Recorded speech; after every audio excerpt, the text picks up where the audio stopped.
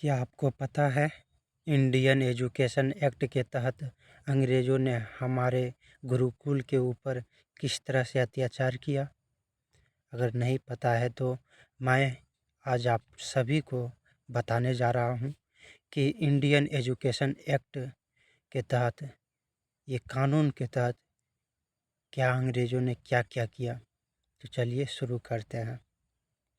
Indian education act, इस कानून के आधार पर पता है संस्कृत को उन्होंने प्रतिबंध लगा दिया और संस्कृत के आधार पर पढ़ाने वाले गुरुकुल को प्रतिबंध लगा दिया और साथ ही साथ गुरुकुल के आचार्यों को जिंदा जला दिया।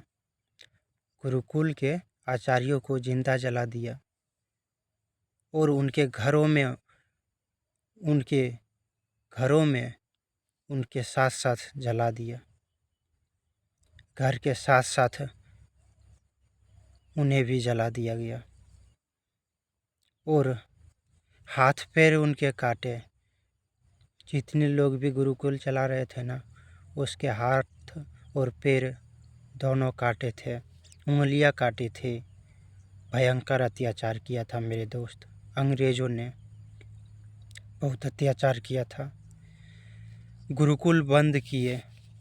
आज़ादी के बाद क्या होना चाहिए था? जो कुछ मैकॉले ने किया उसका उल्टा करना चाहिए था।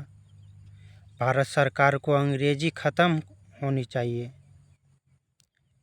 थी। अंग्रेज़ों के बनाए गए कॉन्वेंट स्कूल और पब्लिक स्कूल बंद होने चाहिए थे और जो गुरुकुल कभी चला करते थे इस देश में, जिनके आधार पर 97% साक्षरता थी पूरे देश में, उनको पुनर्जीवित करना चाहिए था।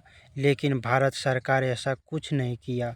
ना अंग्रेजी को ख़त्म किया, ना कॉन्वेंट स्कूल को बंद किया और ना ही पब्लिक स्कूल को बंद किया। और यहाँ तक कि झूठा इतिहास सरकार ने बदला अभी तक नहीं।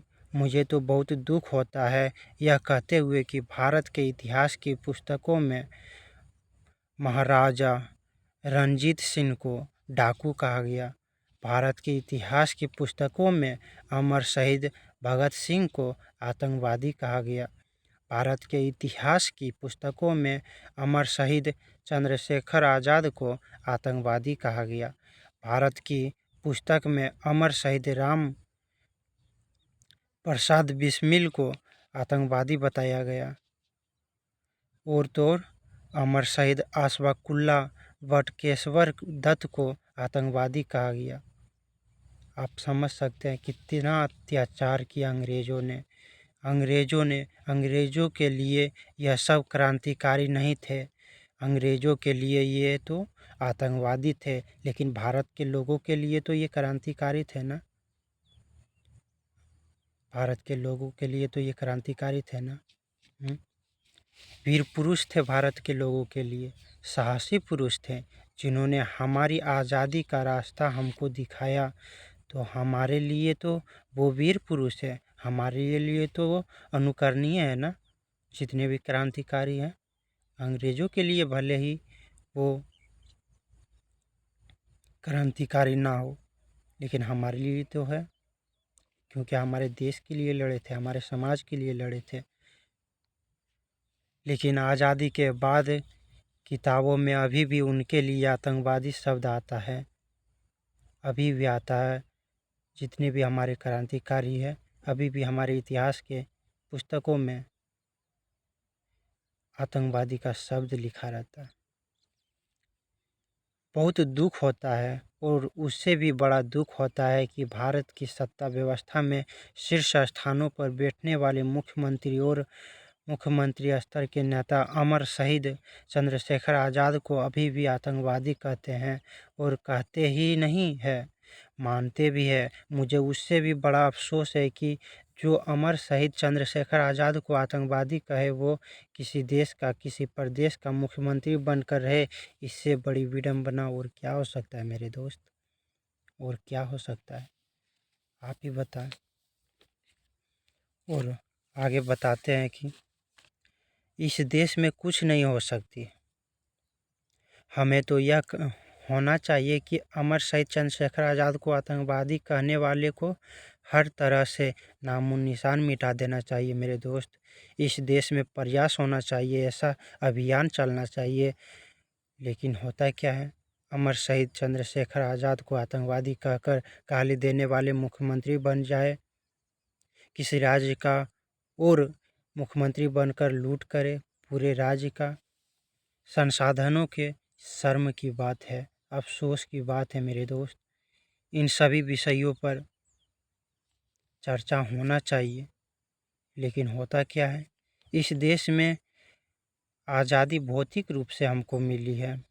अंग्रेज हमारे यहाँ चले गए, लेकिन अंग्रेज़ों के बच्चे इसी देश में छोड़ गए। मैकॉले मर गया, लेकिन मैकॉले के मानस पुत्र इस देश में अभी भी जिंदा है। इनको हम काला अंग्रेज कह सकते हैं, इसमें कोई संदेह नहीं है। उन्होंने जब से आज़ादी के बाद इस देश की व्यवस्था को संभाला है, सरकार को अपने हाथों में लिया है, अंग्रेज़ों को बनाया हुआ और अंग्रेज़ों का बिगाड़ा हुआ कुछ भी इस देश में उन्होंने नहीं बदला है। कुछ भी इस देश में उन्होंने नहीं बदला है। ऐसा है हमारे देश की स्थिति। और आगे बताते हैं कि अंग्रेज़ का बिगाड़ा हुआ कुछ भी इस देश में दुरुस्त नहीं किया। हमारे देश में भाषा अंग्रेजी है, भूषा अंग्रेजी है, भोजन अंग्रेजी है, भजन अंग्रेजी है, भेषज अंग्रेजी है, कानून अंग्रेजी है, कृषि व्यवस्था अंग्रेजी है, और तो और हमारे देश की अर्थव्यवस्था अंग्रेजी है, चिकित्सा व्यवस्था अंग्रेजी है। हर स्तर पर अंग्रेजियत छाई हुई है। एक दो उदाहरण से मैं मेरी बात से और स्पष्ट करता हूँ कि अंग्रेज गए तो जाने के समय उन्होंने 44,735 कानून इस देश में छोड़े, जो उन्होंने अभी भारत को गुलाम बनाने के लिए बनाए थे। पता है, अंग्रेज़ों ने 44,735 कानून इस देश में छोड़े, जो उन्होंने भारत को गुलाम बनाने के लिए रखे थे। लेकिन हुआ क्या, उसे तो वो कानून सभी के सभी ख़त्म होना चाहिए था ना। लेकिन हमारे देश को आज़ाद हुए 78 साल होने के बाद भी वो सभी के सभी कानून चल रहे हैं मेरे दोस्त। तो ये किस तरह की आज़ादी है, मुझे तो बिल्कुल समझ नहीं आता है। और आगे बोलते हैं, सीधे मारो पीटो। और आगे क्या बोलते हैं, अंग्रेज़ों का एक एक तरीका था कि भारत को गुलाम बनाना है। एक तरीका ये था कि सीधे एकदम भारतवासी को मारो पीटो और उनको गुलाम बनाकर रखो। तो अंग्रेज़ों ने शुरू के 100 साल तक इसी तरह किया, भारतवासियों को खूब मारा पीटा। 100 साल तक ये चला, उसके बाद नहीं चला ये, क्योंकि हमारे भारतवासी भी कम नहीं थे, लोग जागरूक हो गए थे, जिस कारण 100 साल से ज़्यादा नहीं चला पाए। और भारतवासियों को लूटो, उसको मारो पीटो और भारतवासियों को लूटो, इनको कब्जे में करके रखो। तो कानून बनाए उन्होंने, और जो कानून बनाए वो सब के सब कानून आज़ादी के 78 साल के बाद भी चल रहे हैं। उदाहरण से मैं बताता हूँ कि अंग्रेज़ों ने एक कानून बनाया भारत के क्रांतिकारियों पर अत्याचार करने के लिए, मारने के लिए, पीटने के लिए, क्रांतिकारियों को दबाकर रखने के लिए। और उस कानून का नाम रखा गया इंडियन पुलिस एक्ट, भारतीय पुलिस अधिनियम।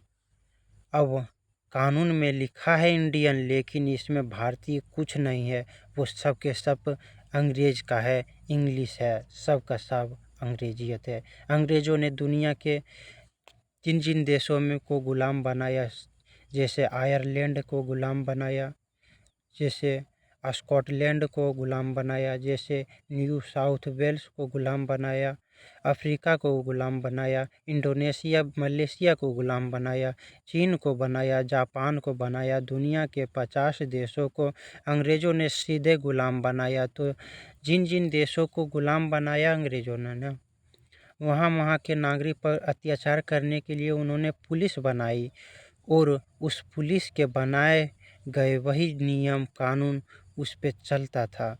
और ये कब बना पता है? इंडियन पुलिस एक्ट उन्होंने भारत में किया सन 1860 में इंडियन पुलिस एक्ट बनाया।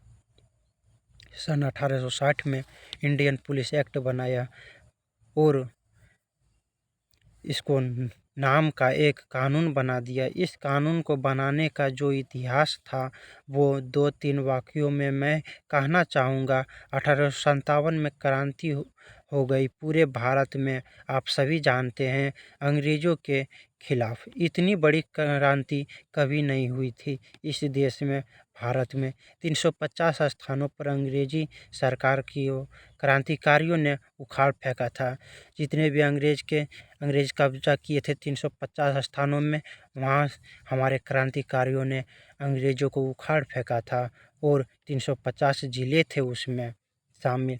सभी का सभी हमारे क्रांतिकारी अंग्रेज़ों को मार भगाया हमारे देश से। 350 स्थानों से उखाड़ फेंका था। भारत के जो अंग्रेज़ों की गुलामी से आज़ाद हो गए, जैसे झांसी आज़ाद हुआ, सतारा आज़ाद हुआ, पुणे आज़ाद हुआ, मुंबई आज़ाद हुआ, ऐसे 350 जिले भारत के आज़ाद हो गए। और इस क्रांति की लड़ाई में 1857 में 3,64,000 अंग्रेज मारे गए। और इस क्रांति में पता है, 1857 की क्रांति में 3,64,000 अंग्रेज मारे गए, और भारतवासियों ने उनको गर्दन काट के मारा था।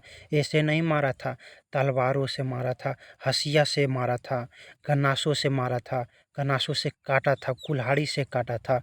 क्योंकि भारतवासी इतने गुस्से में थे कि 1857 में अंग्रेज़ों के खिलाफ, वैसे तो भारतवासी चींटी को भी मारना पसंद नहीं करते हैं, लेकिन 1857 की क्रांति में ऐसे इतने गुस्से में थे भारतवासी, इतने गुस्से में थे हमारे क्रांतिकारी की सभी का सिर काट दिए। हसिया से भी ले उठे, कुल्हाड़ी से भी ले उठे, उस सब के गर्दन, हाथ पांव सब काट दिए, क्योंकि बहुत गुस्से में थे। और हमारे यहाँ तो पता ही है, चींटी को भी मारना नहीं पसंद करते हैं, लेकिन उस क्रांति में इतना सब लोग जोश में आए, इतना सभी को गुस्सा था कि अपने आप को बर्दाश्त नहीं कर पाए। इतना अत्याचार किए थे अंग्रेज़ों ने, इतना अत्याचार किए थे अंग्रेज़ों ने। और वो कभी भी हमारे देश में पता है हिंसा नहीं करते थे, लेकिन उस दिन अगर आप देखते ना लाइव टेलीकास्ट, तो रूह काँप जाता। 1857 की क्रांति में, लेकिन उन भारतवासियों में इतना गुस्सा था कि, इतना क्रोध था कि उन्होंने अंग्रेज़ों को गर्दन काट दिया। और महिलाओं ने यह काम किए थे। पता है, ये काम सिर्फ पुरुषों ने नहीं किया था, महिलाओं ने भी किया था। जितना भागीदारी पुरुष है उतना ही महिलाएं हैं। महिलाएं क्रांतिकारी है, बताएं। और अंग्रेज़ों के खिलाफ जो मोर्चा उन्होंने संभाला था पटना में, आरा में, जब तक कुंवर सिंह जिंदा थे अंग्रेज़ों की सेना के पांव नहीं पड़े पूरे पटना और आरा के इलाके में। जब तक हमारे कुंवर सिंह थे ना, तब तक हमारे पटना और आरा में अंग्रेज़ों का पांव तक नहीं पड़ा, पांव तक नहीं पड़ा उस ज़मीन पर।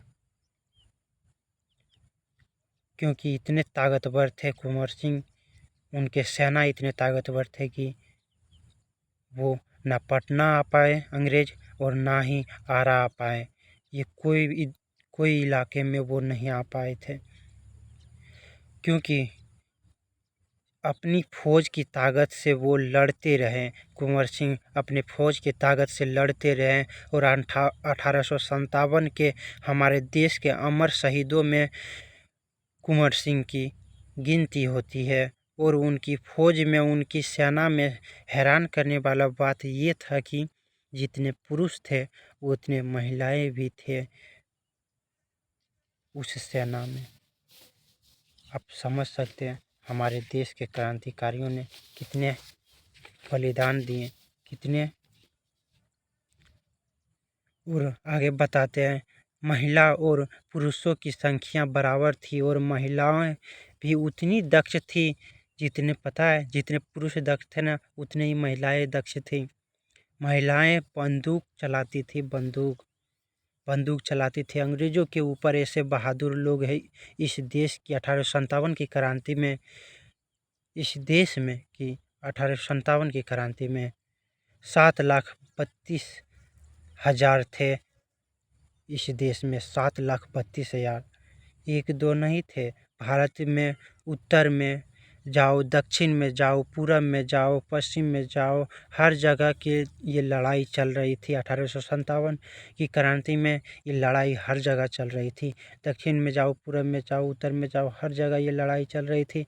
नाना साहेब पेशवा ने भले ही ये लड़ाई को शुरू की थी, लेकिन नाना साहेब पेशवा की लड़ाई 7,32,000 क्रांतिकारियों की लड़ाई बन गई थी और पूरे भारत में 3,64,000 अंग्रेज़ों को क्रांतिकारियों ने मार डाला था, ख़त्म कर दिया था 3,64,000 अंग्रेज़ों को, और पूरे बेरहमी से मारा था 3,64,000 अंग्रेज़ों को हमारे क्रांतिकारियों ने। इतने जोश में थे, इतने गुस्से में थे हमारे क्रांतिकारी कि आप कल्पना भी नहीं कर सकते।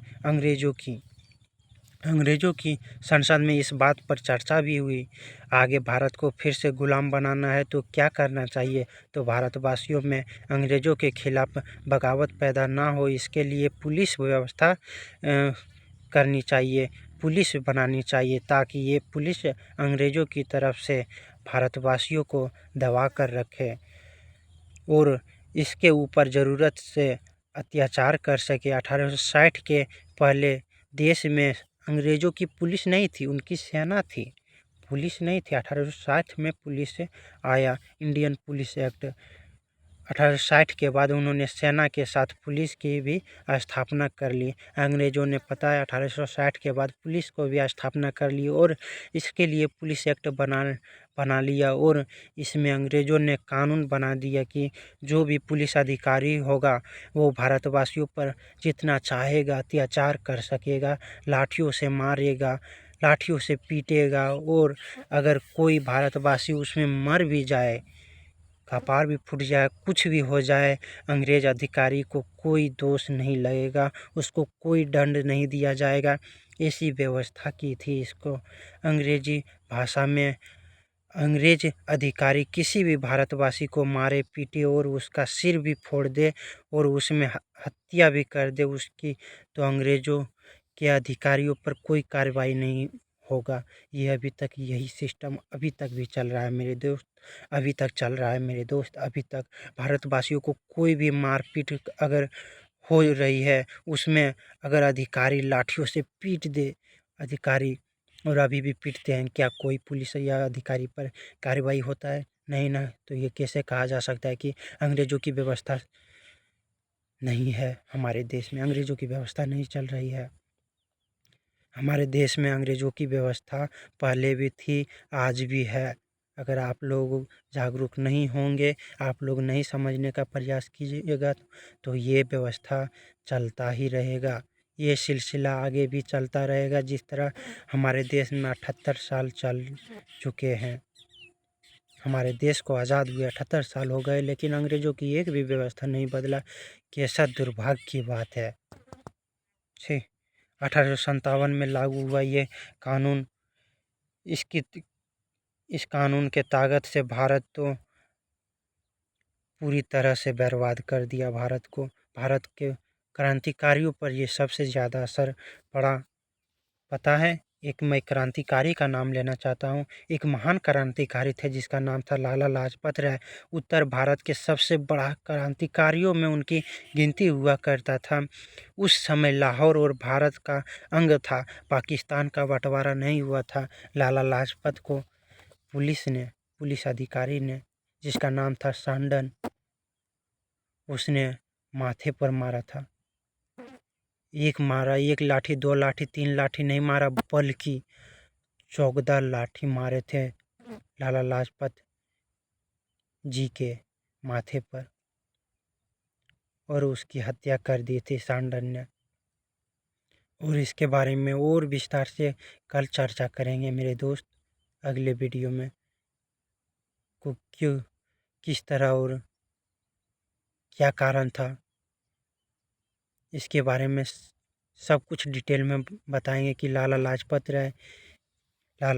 राय की हत्या किसने किया और कैसे हुई। ये सभी के बारे में कल चर्चा करेंगे अगले वीडियो में। और मैं बता देना चाहता हूँ, मैं कोई भी अपने से बनाकर नहीं बोल रहा हूँ, बल्कि सब राजीव दीक्षित जी के बताए गए बातों को ही मैं बताया हूँ। मैं उसके बिना कुछ नहीं हूँ, क्योंकि इसमें लिखा हुआ है सभी के सभी बात इसी में लिखा हुआ है। और मैं सभी के सभी बात राजीव दीक्षित जी के बातों को ही बताऊंगा आगे भी और बताता रहूँगा। उम्मीद है आप लोग समझ गए होंगे। तब तक के लिए धन्यवाद।